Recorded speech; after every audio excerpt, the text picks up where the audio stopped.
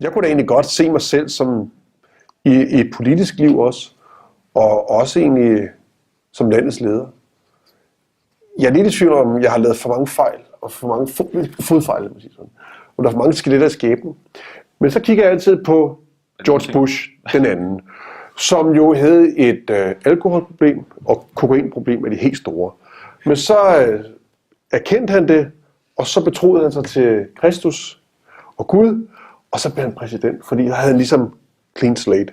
Så det vil sige, det er aldrig for sent. Jeg er ikke længere flov over at ikke vide nok.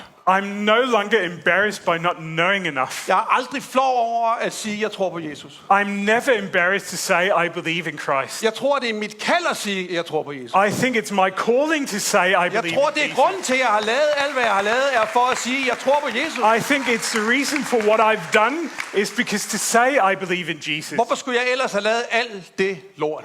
Why did I have to do all that shit? Der må være en mening med det hele. There has to be a purpose with everything. Og der er det. Der er en mening. And there is a meaning, a purpose. Og det er derfor, vi alle sammen er her. That's why we're all here. Jesus. Jesus. Ja. Amen.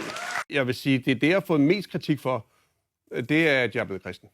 Altså, i gamle dage, når man sådan slæbte sig hjem fra en eller anden morgenfest igennem Københavns gader, der var folk super positive, at det var sådan high-fivet, og godt gået, godt du har drukket dig midt over. Jeg har lige været min kone utro, ligesom du har været, sådan råbt folk efter mig.